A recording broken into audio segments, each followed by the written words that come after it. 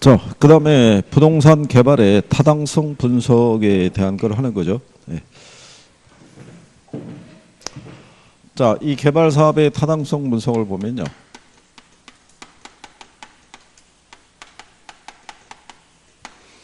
지역경제 분석이라는 게 있고요. 시장 분석이 있고, 시장성 분석이 있고요. 그 다음에 재무적 타당성 분석이라는 게 있고요. 그 다음에 이제 투자 분석. 근데 위에 거 세 가지가요. 이게 시장 분석이라고 그러고요. 이게 선행 분석. 그 다음에 얘네들이 경제성 분석. 얘네들이 후행 분석인데, 개발 사업의 최종 결정은 여기서 하는 거예요. 그러니까 여기는 개발 사업에 대한 시장에서의 어떤 채택 가능성이 있죠. 과연 개발 사업을 추진했을 때 시장에서 이게 소비가 될 수 있겠는가, 그 여부를 우리가 확인하는 거죠. 그러니까 모든 사업을 추진할 때는 무슨 조사를 꼭 해야 돼요. 시장 분석, 시장 조사를 해야 돼요. 이거를 잘하면 개발업자가 부담하게 될 위험이 있죠. 예, 위험을 실질적으로 줄일 수 있어요. 근데 이거를 생략하고 들어가면은 전혀 예기치 못한 그런 위험에 직면해서 개발 사업이 실패할 수도 있죠. 그러면 제일 먼저 하는 게 무슨 분석이냐면 지역경제 분석을 해요. 요 지역경제 분석을 할 때는요, 이게 거기 이제 보시면 인구라든가 고용이라든가 소득 등과 같은 모든 이 수요 요인을 분석을 해요. 이거를 하는 이유가 뭐냐면요. 지난번에 여러분들이 경제 기반 분석을 통해 가지고 입지 개수라든가, 그렇죠? 그 다음에 경제 기반 승수 효과 뭐 이런 것들이 있죠. 그거 배웠던 거 혹시 기억하시나요?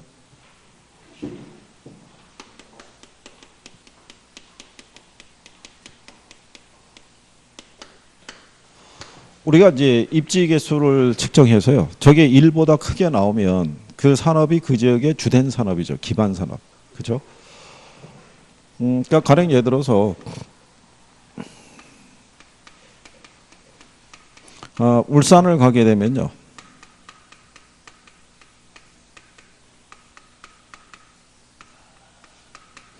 여기는 두 개의 산업이 기반 산업이에요. 동구 서구로 이 구가 나눠져 있는데, 한쪽은 중공업이 주축이 되고 있고 한쪽은 자동차 산업이 주축이 되고 있어요. 그죠? 그런데 어제 그저께 나온 바에 따르면 우리나라의 H자동차의 영업이익률이 전분기인가 전년 대비했을 때 한 20 몇 프로가 신장이 됐대요. 그러면 더 많은 이 고용이 창출될 수 있어요, 없어요? 그러면 얘네가 이 지역의 기반 산업이잖아요. 기반 산업은 그 지역에서 생산해서 외부로 수출하는 산업이에요. 그죠? 그러면 고용이 창출된다는 얘기는 기반 산업에 종사하는 사람들이 이제 늘어나잖아요. 근데 이 사람들이 집하고 직장만 왔다 갔다 하는 건 아니겠죠. 그렇잖아요. 그러면 이 사람들에게 뭐를 또 제공을 해줘야 돼요. 서비스를. 그죠? 이 서비스를 제공하는 산업은 비기반 산업이라고요. 그 지역에 거주하고 있는 사람들에게만 제공하기 위해서 만들어진 산업들. 그러면 가령 예를 들어서 뭐 음식점도 있어야 되겠고, 술집도 있어야겠고, 아이들이 있으면 학원도 있어야겠고, 뭐 이런 시설이 있어야 되잖아요. 그럼 그런 시설을 지으려고 그러면 뭐가 들어서야 돼요? 상가나 이런 게 들어서야 돼요. 그래야지 그 시설에 따른 서비스가 제공이 된다고요. 그러면 기반 산업의 고용이 창출이 되면 비기반 산업에 종사하는 사람들의 인구도 늘어나죠. 그러면 당연히 주거에 대한 것도 필요성이 커지겠죠. 그러면 결론적으로 부동산 개발 사업은 수요가 많은 쪽에서 이루어져야 된다는 얘기죠. 그래서 이 분석을 하는 거예요. 자, 그랬을 때 이 도시에 수요가 있으면 남자도 있고 여자도 있고요. 10대도 있고 20대도 있고 30대도 있고 40대도 있고 50대도 있고요. 소득 수준도 다 틀릴 거 아니에요. 그죠? 그러면 이렇게 다양한 이 수요 계층이 모여 있게 되면 이 수요를 다 커버할 수 있는 건 아닌 거예요. 그렇죠? 그러면 이 수요를 뭐 해야 돼요? 몇 개의 그룹으로 나눠야겠죠. 비슷한 특성을 가진, 그죠? 그거를 할 때가 이제 시장 분석을 하는 거예요. 그래서 여기서는 시장을 뭐 한다는 얘기예요? 세분화하고요. 시장을 뭐 한다는 거예요? 차별화를 하는 거죠. 그렇죠? 그러니까 시장을 세분화한다는 얘기는 이런 얘기죠. 성별에 따라 또는 연령대별에 따라 이렇게 묶어버리는 거죠. 비슷한 계층끼리. 예, 그래서 거기에 맞는 예를 들어서 그 시장을 차별한다는 얘기는 내가 공급하고자 하는 부동산이 다른 그 경쟁 부동산에 비해서 나름대로의 뭐가 있는지 경쟁력이 있는지 여부를 조사하는 거죠. 그래서 여기는 이걸 가지고 내가 공급하고자 하는 특정 부동산을 중심으로 시장을 세분화하고 시장을 뭐 하는 거예요? 차별한다라고 생각하시면 돼요. 그러니까 예를 들어서 모든 유형의 주택을 다 개발업자가 다 공급할 수 있는 건 아니잖아요. 상가만 지어서 분양을 한다든가 아니면 주거만 공급을 한다든가 그럴 때 자기들이 타켓으로 하는 계층이 있을 거 아니에요. 그죠? 그러니까 그러면 요 부동산에 대한 시장 세분화 차별화를 하는 게 이제 시장 분석이고요. 그러면 시장성 분석은 전 단계 소조한 요 특정한 부동산이 시장에 공급됐을 때 얘가 시장에서 매매되거나 임대될 수 있는 가능성이 있죠. 예, 이거를 조사하는 것이 무슨 분석? 시장성 분석. 이게 여러분 시험에 한 2번 썼어요. 시장성 분석. 그럴 때 얘네가 매매되거나 임대될 수 있는 가능성을 조사할 때 쓸 수 있는 게 그게 흡수율 분석이에요.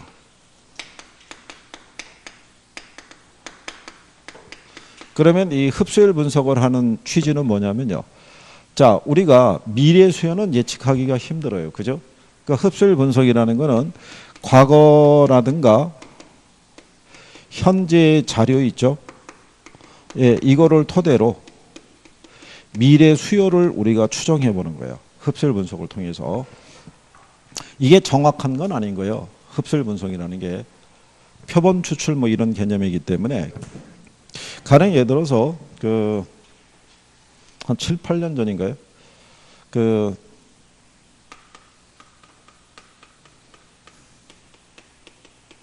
수도권에 가면은 분당하고 일산이라는 그 지역이 있죠. 둘 다 신도시 개념이죠. 이쪽에 중대형 주상복합이 비슷한 규모로 공급이 됐어요. 공급이 됐는데 얘네는 흡수율을 조사해 봤더니 거의 90% 이상. 근데 이쪽은 흡수율을 조사해 봤더니 한 65% 수준. 그죠? 그러면 얘가 흡수율이 90% 이상이 됐다는 얘기는 수요가 많다는 얘기죠. 근데 얘네는 65%잖아요. 그 상대 흡수율이 떨어지죠. 근데 이게 랜덤이라는 거예요. 평균적으로. 이 일산 안에서 가게 되면 A라는 개발이 있고 B라는 개발이 있고 C라는 개발이 있을 때 얘는 100% 분양이 완성이 됐어요. 근데 얘네가 저조했던 거예요. 이런 식으로. 그러니까 평균적으로 나타나면 얘네가 저조하게 나오는 거죠. 그러니까 이게 평균적으로 나타나기 때문에 꼭 이 비율이 정확하다고 볼 수는 없어요. 그리고 여기가 90%의 흡수율이 발생했으니까 앞으로도 여기가 수요가 많겠다 그래가지고 그래서 몇 년 사이에 이 지역에 이게 추가로 공급이 막 됐어요. 됐는데 우리나라에서는 중대형을 소비할 수 있는 수요 계층이 두텁지를 못해요. 그러니까 일단 그 전에 공급이 됐을 때 살 사람 다 산 거예요. 그러니까 추가적으로 공급이 들어가니까 미분양이 발생하는 거예요. 그러면은 분양가가 어떻게 돼요? 떨어질 거 아니에요. 그러면 기존에 분양이 됐던 애들도 거래 가격이 어떻게 돼요? 악영향을 줄 수도 있는 거죠. 그래서 이게 정확하진 않은 거예요. 근데 그만큼 뭐를 추정하기가 어렵다는 거예요. 미래 수요를 추정하기가 어렵다는 거죠. 그래서 과거의 자료를 토대로 미래 수요를 추정하는 것을 무슨 분석이라 한다? 흡수율 분석이라고 얘기를 해요. 자, 그래서 이제 여기까지 이제 조사해서요. 시장에서 이런 특정한 부동산을 과연 공급을 하게 되면은 얘가 나름대로 시장성이 있을 것이다. 뭐 여기에 관한 이제 조사가 넘어오는 거죠. 그러면 여기서는 전 단계에서 조사된 자료를 토대로 해서 이 개발 사업에 대한 수익성이 있죠. 또는 이 수익률을 가지고 투자자의 자금을 이게 끌어들일 수 있을 만큼에 대한 수익성이 나올 수 있느냐를 조사하는 게 무슨 분석이에요? 이게 재무적 타당성 분석이라고 그래요. 그죠? 예. 이거를 해보고 난 다음에요. 투자 분석은 여러 가지에 대한 개발 이 대안 사업 중에서 가장 무슨 이용이 될 수 있는 최유효 이용이 될 수 있는 개발 사업을 우리가 선택을 하는 거예요. 근데 이게 시장성이 있어도요, 경제성이 없으면 개발 사업은 추진하진 않아요. 이게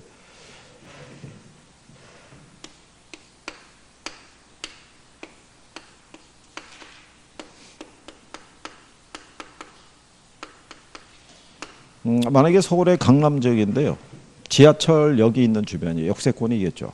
그 주변이 다 상업지구예요.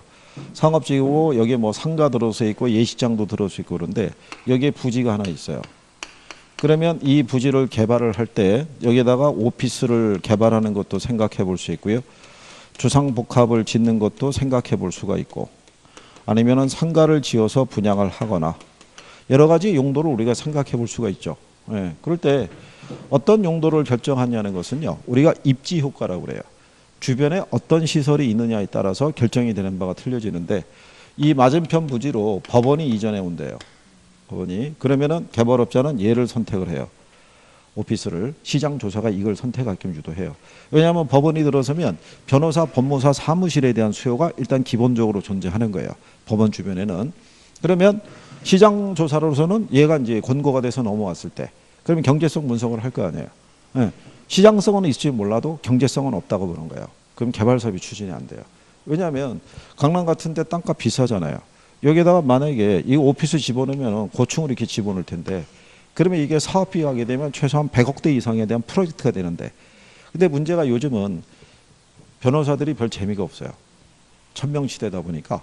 그래서 요즘은 그 대형 로펌들 위주로만 수익성이 좀 나고 돌아가는 거지, 개인이 이걸 오픈해 갖고는 이게 뭐 수임을 받기도 장담할 수도 없을 뿐더러 안 나오면은 뭐 임대료 못 내고 아니면 분양도 안 될 수도 있어요, 없어요? 그러면 캔슬하는 거죠. 원점에서 다시 재검토하자, 이렇게 되는 거죠. 그래서 여러 개의 개발 대안 중에서 선택을 해야 되기 때문에, 그래서 이 과정도 마찬가지예요. 지금은 제가 간결하게 얘기하고 있는데 이 내용은 무진장이 복잡한 거예요. 그죠? 근데 여러분들에게는 거기까지는 안 나오죠. 가장 대표적인 것만이라도 알고 구별할 수 있느냐, 그런 정도의 수준만 물어보는 거예요. 그래서 이게 결국은 뭐를 이해하는 게 필요한 거예요. 용어를 이해하는 게 필요해요. 용어를. 자, 어쨌든 그런 내용들에 대해서는 정리를 할 수 있으셔야 돼요. 자, 그래서 여러분들이 404페이지 한번 가보시면은 거기 예제 하나 들어가 있죠. 예제 보시면 박스에 기억에 이렇게 돼 있죠. 시장성 분석은 개발된 부동산이 현재나 미래 시장 상황에서 매매 임대될 수 있는 가능성 정도를 조사하는 걸 말한다, 이렇게 해놓은 거죠. 그걸 이제 시장 분석 이렇게 나오면 틀리는 거겠죠. 그죠? 그 다음에 니은에 보면 개발 사업에 따른 타당성 분석 결과가 동일한 경우에도 분석된 사업안은 개발업체에 따라 채택될 수도 있고 그렇지 않을 수도 있죠.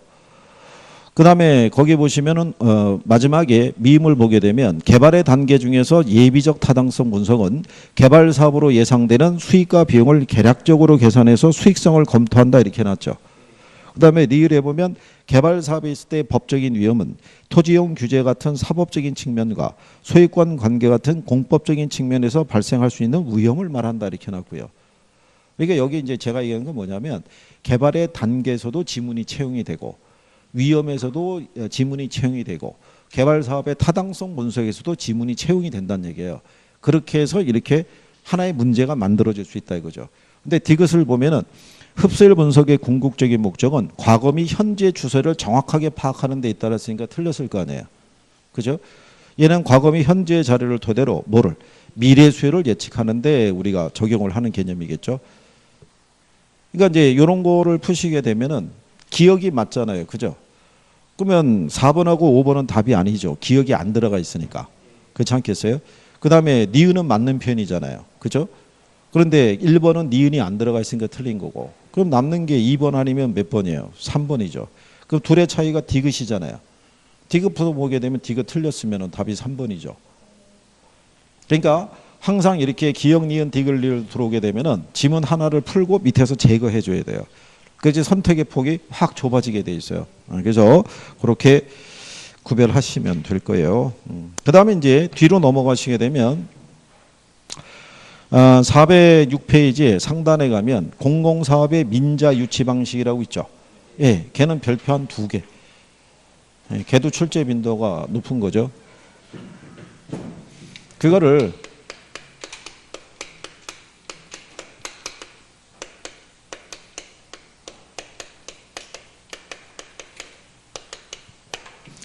민간 자본 유치 사업 방식 뭐 이렇게도 얘기를 해요. 자, 이거는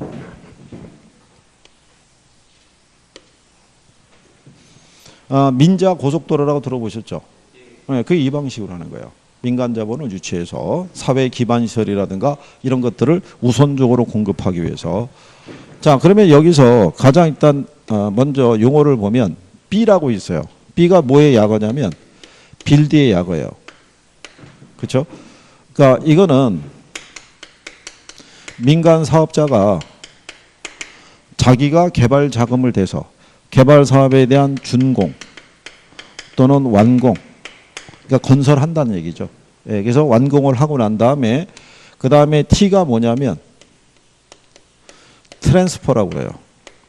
정부 등에게 소유권을 뭐 해주는 거예요.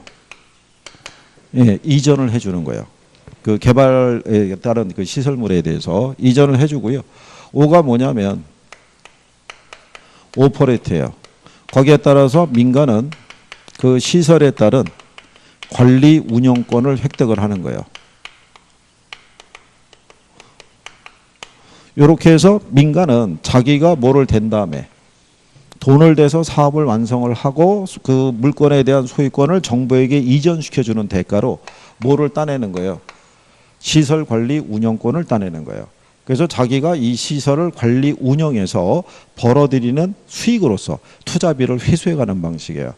그러니까 이거는 이제 주로 어디다 쓰냐면요. 고속도로라든가 아니면은 뭐 다리라든가요, 공항이라든가 또는 항만이라든가 이런 등에 대한 사회 간접 자본 시설이 있죠. 네. 그러면 이 고속도로나 다리나 공항이나 항만 같은 경우는 요 시설 사용자에게 뭐를 받아서요. 사용료를 징수를 해서 이걸로 투자비를 회수하는 방식이에요. 그래서 통상 한 30년 정도의 시설관리 운영권을 획득을 해요. 그래서 얘네가 이게 비싸요. 사용료가. 그래서 일반 도로에 비해서 민자 고속도로는 통행료가 비싸요. 통행료가. 여기 천안 논산 간의 고속도로도 민자 고속도로고요. 저기 인천국제공항 도로도 민자 그 고속도로예요. 거기가. 그래서 공항 들어갔다 나오면은 한 15,000원인가 들어갈 거예요, 아마. 요즘 또 올랐을지도 몰라요. 거기가. 그걸 가지고 투자비를 회수하는 방식이에요. 얘네가. 그래서 얘네가 가게 되면요. 영수증 끊어주잖아요. 그러면 주식회사 뭐라고 돼 있어요. 그 프로젝트 회사예요, 그게. 예, 그래서 이제 걔네가 30년의 기간에 투자비 다 회수하면은 이제 청산 들어가는 거죠. 그게. 그대로 따라가시면 돼요. 그죠? 예, 근데 반대가 있어요. 그러면 민간 사업자가 시설물을 건설하고 난 다음에 자기네가 먼저 운영을 통해서 투자비 회수하는 거예요. 회수하고 나오면서 기부 체납하는 거예요. 얘하고 운영 방식이 어떻게 돼요? 반대죠. 그러니까 예를 들어서 우리나라 건설사가 터키라든가 베트남이라든가 이런 애들은 사회 기반 시설이 현저히 부족해요. 그러니까 여기에 가서 다리도 설치해주고 고속도로도 깔아주고 막 그러는 거죠. 예, 그런데 이거를 완성한 다음에 이 국가에다가 소유권을 먼저 넘겨줄 수는 없어요. 대부분의 나라들이 동남아에 있는 나라 이런 애들이 정정이 불안해요. 그러니까 정권이 언제 바뀔지 몰라요. 그럼 정권이 바뀌면 야 그거는 네 이전 정부하고 계약이지 우리하고는 관계없다. 우린 모르는 일이야. 이러면은 소유권 주장하고 이렇게 해도 뭐 쉽지 않잖아요. 그러니까 먼저 소유권 안 넘겨주고 우리가 먼저 운영해서 투자비 회수한 다음에 나중에 다 회수가 되면 나올 때 그 나라에게 기부 체납하고 나오는 방식 이렇게 생각하시면 될 거예요. 순서만 바뀌는 거죠. 그 다음에 여기까지는 똑같아요. 근데 마지막에 나오는 게 이거예요. 리스라는 거예요. 그죠? 그러니까 이거는 뭐냐면요. 주로 어디에 쓰는 개념이냐면 학교라든가 군인 아파트라든가 대학 기숙사라든가 아니면은 왜 정부에서 운영하는 노인 요양병원 뭐 이런 것들이 있죠.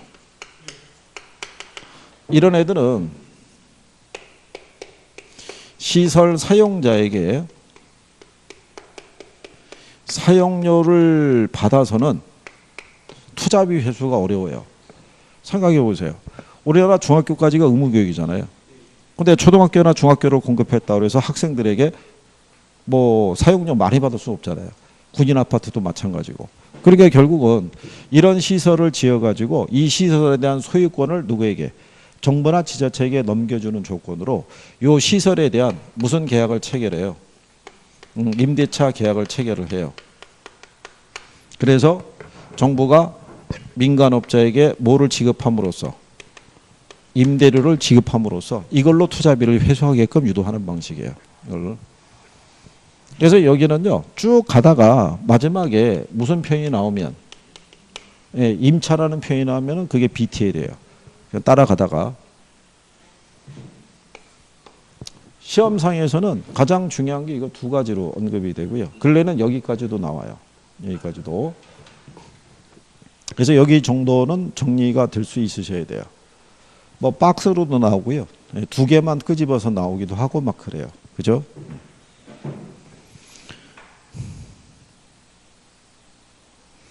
그래서 여기에 대한 거를요, 출제를 할 때 간단하게 주기 때문에. 자, 420페이지 한번 가보세요.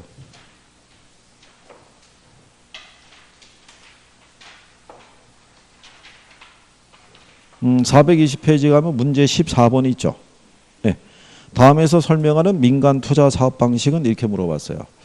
자, 시설의 준공과 함께 시설의 소유권이 정부 등에 귀속되지만 이런 얘기죠. 준공을 한 게 이제 빌드고 소유권이 귀속이 된 게 이제 트랜스퍼예요.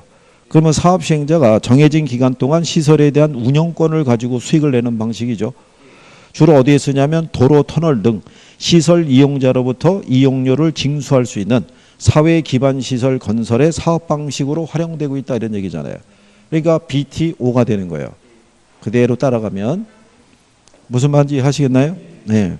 그러니까 이걸 가지고 자꾸 뭐를 해야 돼요? 연습을 해야 돼요. 네? 그래서 좀 익숙해져야지 문제를 풀 수 있을 거 아니에요. 그죠? 그럼 뒷페이지 넘겨가시고요. 422페이지 가보세요. 16번 문제 보시면, 자, 정부는 사회 간접 자본시설 등을 확충하기 위해서 민간 투자 사업 방식을 활용하고 있다. 다음에 설명에 해당하는 민간 투자 사업 방식을 물어봤어요. 민간이 개발한 시설의 소유권을 준공과 동시에 공공에 귀속시킨다 그랬으니까 BT까지 간 거예요. 근데 사업 시행자인 민간은 일정 기간 동안 시설 관리 운영권을 가지고 공공은 그 시설을 임차해서 사용한다고 돼 있죠. 임차란 표현이 나오면은 BTL이 되는 거예요. 그러면서 최근 우리나라에서는 학교 건물, 기숙사, 도서관, 군인 아파트 등의 개발에 활용하고 있다 이렇게 해놨잖아요. 그러니까 그 시설물들은 시설 사용자로서 사용료를 받아서 회수하기는 어려운 애들이에요. 그러니까 임대료를 정부 등이 지급하는 조건으로, 그죠? 그러니까 그 내용을 알고 있으면 답이 간단하게 찍을 수 있는 거예요. 그러니까 자꾸 뭐 하시는 게 필요해요. 연습하는 게 필요해요. 연습하는 게. 그래서 그런 정도 참고하시면 되겠고. 나오면 풀 수 있겠나요? 그래요. 그래서 한번 6월 달쯤에 진실 게임을 한번 해보죠. 시험을 한번 봐서 도저히 뭐 알 수가 없어요. 그죠? 표정만 여유가 있지. 올해는 참 불투명해요. 불투명해요. 이게. 아니 뭐 열심히 해서 뭐 1차야 뭐 그렇다 손치는데 2차까지 가기가 공부를 안 하고 있으니까 이거 몰려서 안 돼요. 민법하고 학계로는 단기간 내 정리가 안 돼요. 얘네가. 2차는 단기간에 외울 게 많기 때문에 그거를 효율적으로 잘 외우면은 성적이 나올 수 있는데 얘는 용어 이해할 때까지 시간 많이 걸린다고요. 이거. 그러니까 이거 빨리빨리 해야 되는데 이게 늘어지면은 그죠? 7월 달부터 공부하기 시작해서 1차 끝내기도 버거워 죽겠는데 그런데 나중에 언제 후회하시냐면 7월 달부터 대부분 중개사 공부하는 학생들이 7월 달부터 공부하기 시작해요. 사회적 지위와 체면 여러 가지를 감안해서. 그동안엔 놀았거든요. 그리고 또 이 핑계 대고 또 잘 빠져다닌 거예요. 공부한다고. 뭐 이런저런 복잡하거나 이런 일이 있으면 다 그냥 탈출하는 거예요. 그죠? 집안일이 있어도 탈출하고 뭐해도 탈출하고 다 탈출했는데 막상 이제 저기 보이기 시작하니까 불안한 거예요. 그동안에 놀러 다닌 거에 대한 어떤 이제 후유증이 나올까 봐. 그러니까 이제는 하긴 해야 된단 말이죠. 근데 이게 2달 한다고 되겠냐고요. 그죠? 집중적으로 2달을 했다고 해서 1차가 확 궤도로 올라가겠냐고요. 그러면 거의 여기까지 가요. 그럼 여기까지 가면은 어느 정도 좀 올라가는 것 같아요. 그죠? 물론 그 이전에 들은 게 있어야겠죠. 근데 여기 정도 되면 어느 정도 1차가 되는 것 같은데, 그러면 사람이 무슨 생각이 나요? 2차에 대한 욕심도 조금은 생기는데 다음 달 시험인데 뭘 하겠어요. 그죠? 그러면서 아쉬움을 남기는 거예요. 그리고 시험장에 들어가서 그동안에 한 게 있으니까 또 2차도 한번 봐보는 거예요. 2차를 봤더니 내용이 또 쉬운 거예요. 야, 이거 조금만 더 있으면 올해 끝날 수도 있었을 텐데. 나중에 2차 성적 받아봤더니 52.5 나오는 거예요. 문양이 억울하잖아요. 그리고 내년에 또 하는 거죠, 뭐. 그죠? 한두 사람이 그런 게 아니에요. 매년 그래요, 매년. 그죠? 그렇다고 뭐 남아서 공부를 하나, 그죠? 집에서 공부한다는 거는 그건 거짓말이라고 봐요. 집에서 공부하기 쉽지 않아요, 현실적으로. 근데 맨날 집에서 공부한다는 거죠, 집에서. 그죠? 자, 어쨌든 여기까지 정리하신 거고요. 그 다음에 우리가 지난번에 했던 그 입지 개수 계산하는 것 있죠. 예. 이게 근데 계산에 대한 과정이기 때문에 이것도 계산할 때 뭐가 필요해요? 요령이 필요해요, 요령이. 예, 그래서 거기 보면 이제 입지 개수에 대한 부분이 나와 있는데요. 요게 그 경제 기반 분석을 하는 거예요. 예, 경제 기반 분석을 할 때 보면요. 그 시장에 가게 되면 산업이 딱 2개의 산업이 있다라고 보는 거예요. 기반 산업이 있고 그 다음에 무슨 산업이 있다. 예, 비기반 산업이 있어요. 요거는 지역에서 생산해서 외부로 수출하는 산업이고요. 요거는 지역에서 생산해서 자체 소비하는 거예요. 그러니까 비기반 산업은 그 지역에 거주하고 있는 도시민들에게 서비스를 제공하는 게 비기반 산업이라고 보시면 되겠고요. 기반 산업은 그 지역의 주된 산업인 거예요. 그 지역에서 생산해서 외부로 수출하는 산업이 되는 거예요. 아까 이거 기본적으로 간단하게 설명했었죠. 울산의 예를 들면서. 네, 그러면 여기서 우리가 그 지역의 산업이, 그의 주된 산업이 기반 산업이냐 아니냐를 우리가 확인해 봐야 되잖아요. 지역적으로 특화되어 있는지 아닌지. 그죠? 예. 그래서 그거를 측정하기 위해서 거기 하단에 보게 되면 입지 개수에 대한 것이 명시가 되어 있는데 그게 이런 거예요. 그게 압축한 건데요. 전국에 전 산업에 대한 고용자 수 있죠. 그리고 전국의 자동차 산업에 대한 고용자 수가 있고요. 분의 울산의 전 산업의 고용자 수 분의 울산의 자동차 산업에 대한 고용자 수 있죠. 예. 요거를 계산을 해보게 되면요. 뭐를 우리가 만들 수 있냐면 이거는 전국의 자동차 산업의 고용률이 있죠. 분의 울산 지역의 자동차 산업에 대한 고용률이 있죠. 이걸 구할 수 있는 거예요. 이걸 계산하면. 그랬을 때 요거를 측정해 가지고 이게 만약에 1보다 크죠. 그러면은 전국의 자동차 산업의 고용률에 비해서 울산 지역의 자동차 산업의 고용률이 높다는 얘기잖아요. 울산은 이 산업이 특화되어 있다는 얘기예요. 그래서 1보다 크면 그 지역의 무슨 산업이라고 그래요? 기반 산업인 거예요. 1보다 작다는 얘기는 전국 평균에도 못 미친다는 얘기예요. 그러면 여기가 무슨 산업? 비기반 산업인 거죠. 그죠? 그래서 일단 거기 보시게 되면 입지개 수가 1보다 큰 애 있죠. 407페이지 가시면. 그러면 걔는 그 지역 산업이 전국에 비해서 특화된 산업이다 이렇게 해놨잖아요. 반대의 경우에는 이 지역 산업의 비중이 전국에 비해서 지역 산업의 비중이 적다라고 이렇게 해놨잖아요. 그죠? 그러니까 여기는 이게 부족하기 때문에 타 지역으로부터 수입을 해야지만 충당이 될 수 있다 이렇게 얘기하는 거죠. 자, 그랬을 때 계산을 가지고 이제 우리가 특화되어 있느냐 아니냐 이 여부를 우리가 이제 확인하는데요. 거기 여러분들이 하단에 보면 예제 나와 있죠. 예. 다음은 각 도시별 산업별 고용자 수를 나타낸 표이다. 섬유산업의 입지 개수가 높은 도시 순으로 나열한 걸 물어봤죠. 이거 나올 때 출제자들이 출제할 때는요. 복잡하게 주는 개념은 아니고요. 거기에 보시면 섬유산업의 입지 개수를 물어봤는데요. 전국에 전체 산업의 고용 인구가 얼마예요? 2,000명이겠죠. 우측 맨 하단으로 가면. 그렇죠? 예. 그러면 그중에 섬유산업에 종사하는 사람이 몇 명이에요? 2,000분의 1,000이니까 0.5가 된다는 얘기죠. 예. 그랬을 때 A가 있고 B 도시가 있고 무슨 도시가 있어요? C 도시가 있어요. 자, 여러분들이 A 도시의 전체 고용 인구가 400명이죠. 우측으로 가게 되면 400명인데 섬유산업에 종사하는 사람이 몇 명이에요? 그러면 여러분들이 보시면 400분의 250 하게 되면 0.5를 넘어서죠. 그렇잖아요. 근데 B 도시를 보시면 전체 고용 인구가 몇 명이에요? 500명인데 섬유산업에 종사하는 사람 500분의 250 하면 딱 0.5 나오죠. 그 다음에 C 도시를 보면 전체 고용 인구가 1100이죠. 섬유산업에 종사하는 사람이. 예?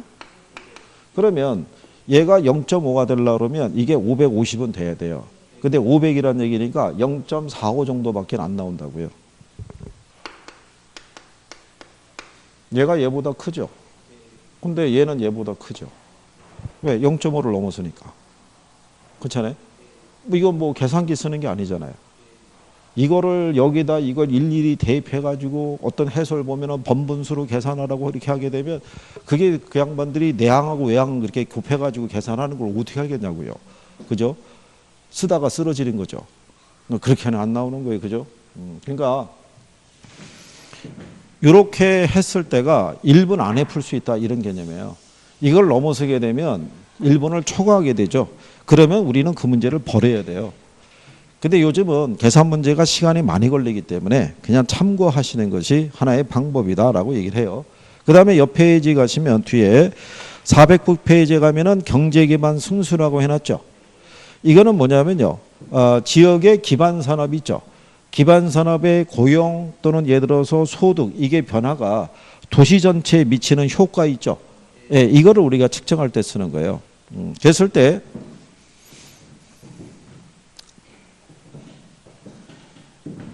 요건 뭐 아이고 지워도 되겠죠.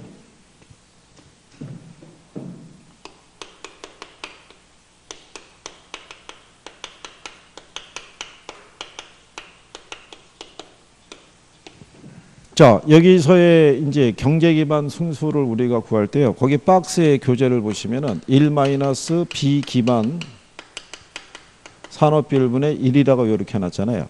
여기 1이라는 게 뭐 얘기하냐면 전체 고용 인구를 나타내는 거예요. 전체. 그러면 전체에서 비기반 산업 비율을 빼게 되면요. 기반 산업에 종사하는 사람의 비율분의 1이 되겠죠. 요 식에서 이걸 빼면 1이 기반 산업과 비기반 산업을 합한 게 전체 고용 인구가 되니까 거기서 비기반 산업에 종사하는 사람의 인구를 빼면 남는 게 기반 산업이 될 거 아니에요. 그죠? 그러면 여기는 원래 구성이 공식이 이제 이런 거예요.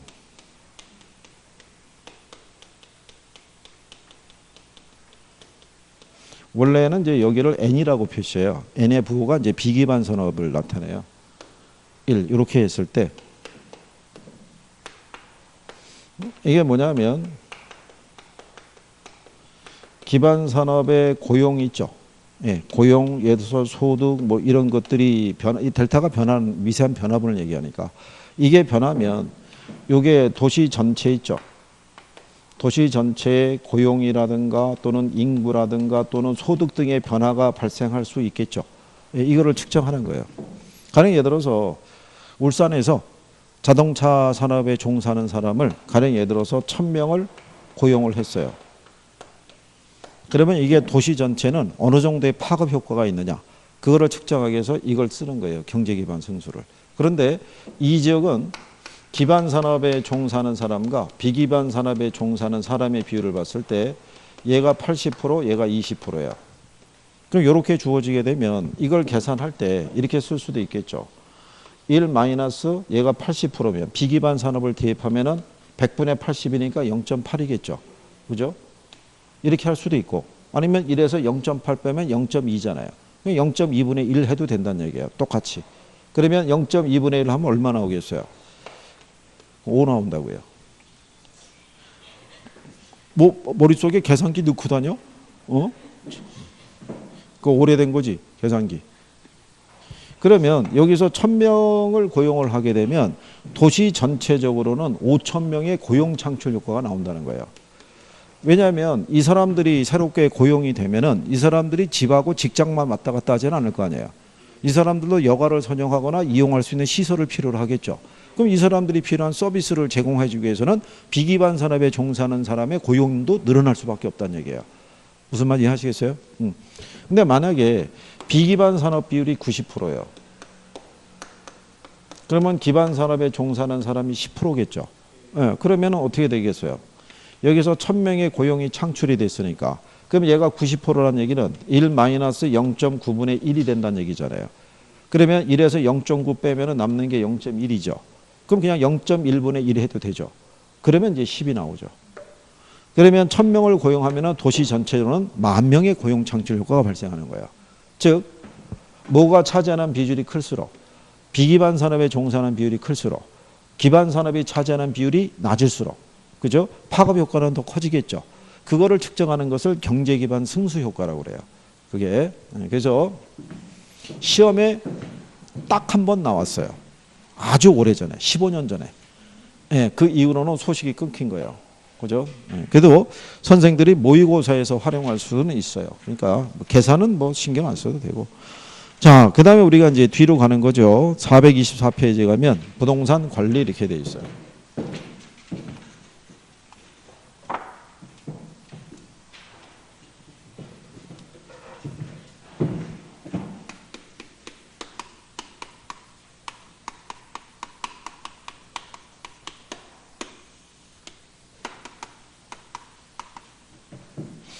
자, 이 관리에서는 문항이 한 문항 정도 나오는데요. 한 문항.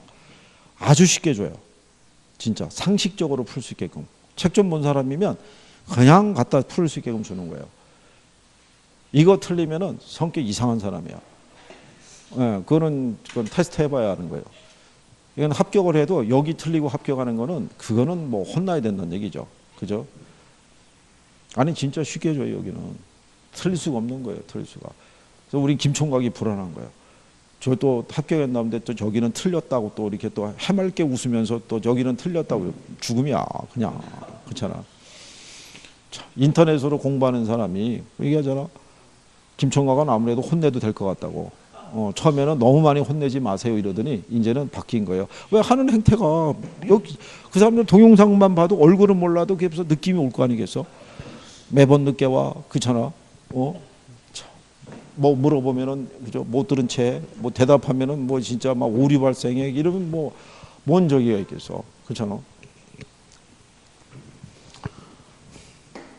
자 어쨌든 간에 관리라고 얘기할 때요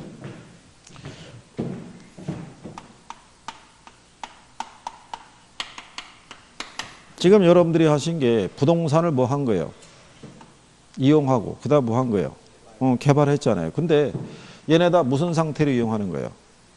최이호 이용 상태로. 무슨 상태로? 최이호 이용 상태로 개발했잖아요. 지금까지. 그러면 지금서부터 뭐를 해줘야 돼요? 관리를 해줘야겠죠. 무슨 상태가 유지될 수 있도록. 최이용 상태가 유지될 수 있도록. 예, 그래서 그게 관리라는 얘기고요. 관리가 왜 필요하게 되었냐면은 부동산학이라는 이론이 만들어지게 된 가장 큰 원인 중에 하나가 이거예요. 도시화라고 보시면 돼요. 예전에 우리나라 산업이 1차 산업 위주로 돌아갈 때는요. 거의 부동산 문제가 없었어요. 농업활동을 할 때는. 그런데 이제 산업화가 진행이 되면서 많은 사람들이 일자리를 얻기 위해서 교육을 받기 위해서 어디로 모여들기 시작하는 거예요. 도시로. 왜냐하면 도시는 각종 서비스를 제공해 주니까. 그런데 공간이 어떻게 돼요? 협소하잖아요. 그러니까 많은 인구를 수용해야 되니까 공간에 대한 규모가 이용하는 부분이 달라지겠죠. 그렇잖아요. 그게 또 가능했던 게 이게 발달한 거예요. 이게 발달했는데 특히 얘가 개발이 된 게 결정적이었어요. 엘리베이터가.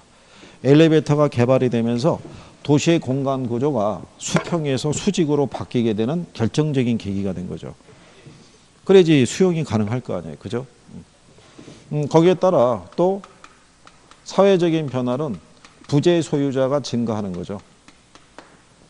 옛날에 우리가 농업 활동을 할 때 라이프 사이클은요. 현지에서 출생해서 현지에서 사망하는 거예요. 그러니까 외부로 나갈 일이 있다 없다. 외지로. 나갈 일이 없죠. 거기서 농사 짓고 살아야 되는데. 그런데 도시화가 진행이 되고 산업화가 진행이 되면서 사람들이 거주하고 있는 지역에만 부동산을 소유하고 있는 게 아니라 타지에도 부동산을 소유하고 있는 게 있어요 없어요? 있죠. 여러분들도 지금 갖고 있는 부동산이 한 20여 개 있죠. 그거 한번 보려고 그러면 힘 많이 들죠. 그건 똑같은 거예요. 그러니까 내가 일일이 가볼 수 없으니까 뭐를 주는 거예요? 위탁을 주는 거예요. 그렇죠? 네. 그로 인해서 관리가 필요하게 되었다. 뭐 이렇게 보시면 되겠고요.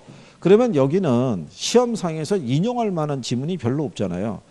그냥 보편적인 지문 정도로만 나오고 답으로 바꿔서 줄 만한 게 별로 없다고요. 그러니까 자, 그럴 때 이 관리의 분류라고 있어요. 분류해 보시면 여러분 교재에 그 관리의 영역이라고 해놨죠. 그게 영역별 분류라고 그래요. 그런데 시험에서는 다음은 부동산 관리의 영역별 분류에 대한 내용이다. 이렇게는 안 나와요. 그냥 제목 정도로만 언급이 되니까. 여기 보시면 무슨 관리가 있어요? 자산 관리가 있고요. 부동산 관리가 있고, 이 부동산 관리는요, 건물 및 임대차 관리라고도 나온 적이 있어요. 그래서 얘가 AM, 얘가 PM, 얘가 FM. 이렇게 돼 있을 때요, 가장 상위 레벨의 관리가 얘예요. 자산 관리. 얘는 부동산 관리자가 부동산의 가치를 증진하는 그런 식의 관리를 유도하는 게 그게 자산 관리라고 보시면 돼요. 거기 보면 소유자나 기업의 부를 극대화시키기 위해서 해당 부동산의 가치를 증진시킬 수 있는 다양한 방법을 모색하는 관리를 말한다고 해놨죠. 그래서 그 옆 페이지 가면 상단에 자, 자산 관리의 유형이 나와 있죠. 포트폴리오 관리 및 분석이라든가 재투자 및 재개발 결정한다든가 매입 및 매각 관리한다든가 프레이트 파이낸싱 그 자금을 조달한다든가 또는 거기에다가 추가해가지고 리모델링 하는 경우 있죠. 네. 이것도 시험에 쓴 거예요. 리모델링을 하게 되면 부동산의 가치가 달라지잖아요. 그렇죠? 이게 무슨 관리다? 자산 관리다. 그렇죠? 그래서 이 종류를 출제를 해요. 무슨 관리, 다음은 어디에 해당하는 관리 방식이냐 이런 거 물어보는 거예요. 그러면 이 부동산 관리라는 게 통상 중개업자들이 하는 거예요. 주로 임대차 관리 있죠. 임대차 계약이라든가 임대료의 수집이라든가 뭐 이런 것들을 하는 것 있죠. 이 시설 관리자를 두고 그래서 그게 부동산 관리라고 얘기를 해요. 그러면 시설 관리라는 거는 가장 소극적인 관리예요. 시설물에 대한 유지 관리를 하는 것들을 주로 얘기해요.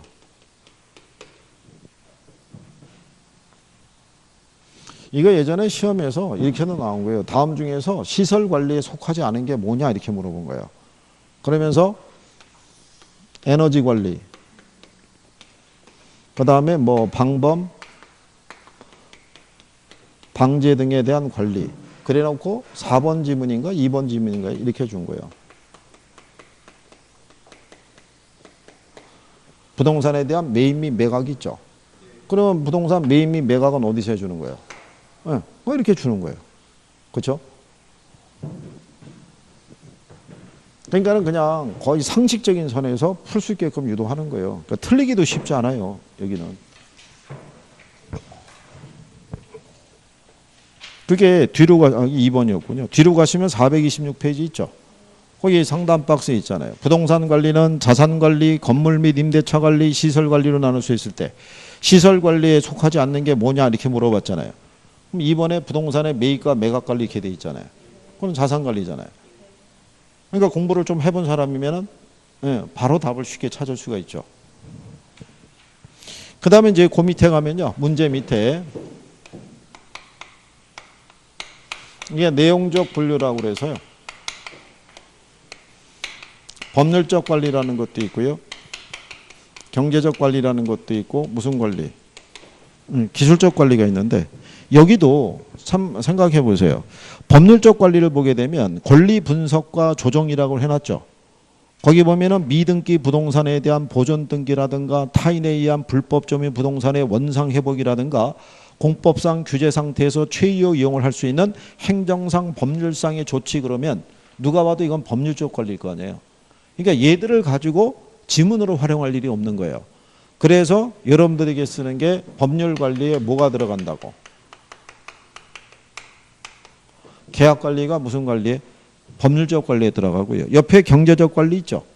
그러면 경제적 관리에서 볼 때 내용에 보면은 인력 관리가 있고 수지, 회계 관리가 있잖아요. 회계 관리는 누가 봐도 경제적 관리잖아요.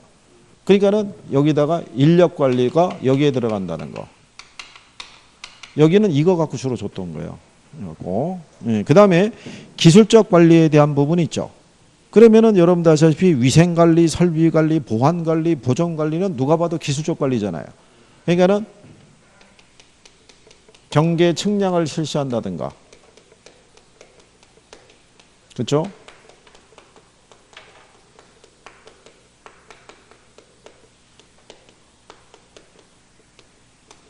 건물과 부지에 대한 부적응 상태 있죠. 이런 걸 개선한다든가. 부지 면적에 비해서 건물이 너무 꽉 메어서 들어가게 되면 애초에 건축할 때부터 설계 잘못했다는 얘기잖아요. 요즘은 새로 짓게 되면 주차 공간 확보해야 하네요. 확보하죠. 그런 식에 대한 것이 이제 기술적 관리. 그죠? 그런 내용이죠. 예. 그래서 뒤에 나와 있는 그 박스에 있는 거 따로 뭐 외우실 필요는 없고요. 그런 정도. 그 다음에 거기 428페이지 중간에 보면 유지활동이라고 해놨죠. 예, 유지활동 중에는 뭐가 제일 중요하다고 그랬어요? 응?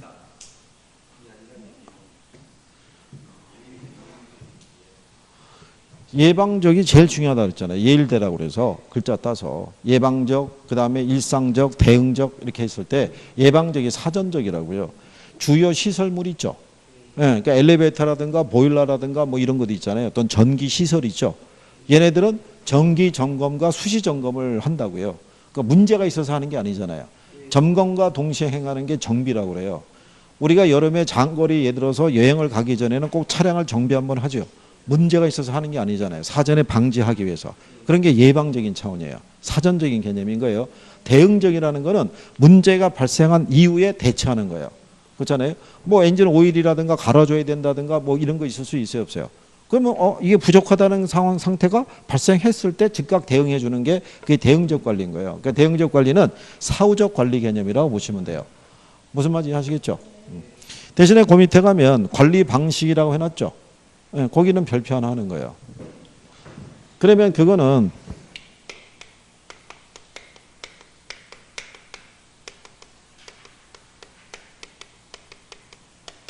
관리 방식별 분류예요. 그러니까 이 안에서 단독적인 문제로 출제자들이 주로 선호하는 게 이거예요. 여기는 낼 게 별로 없잖아요. 네, 그러니까는 여기를 여러 번 내다가 너무 이제 이쪽으로 치우쳤다 싶으면 이제 이쪽으로 이제 한번 잠깐 갔다가 또 오는 거예요. 그러니까 그런 정도로. 그래서 관리가 자관리, 위탁관리, 그 다음에 무슨 관리 있어요? 혼합관리. 여기도 지극히 상식적인 선에서 줘요. 그렇죠? 자, 그럼 그런 의미에서 자관리가 있고 위탁관리가 있고 혼합관리가 있죠. 세 가지 중에서 종합적인 관리가 가능한 거는 무슨 관리 방식이에요? 종합적인 관리가 가능한 것. 자, 단체로 틀렸으니까 쉬었다 해야죠. 그죠?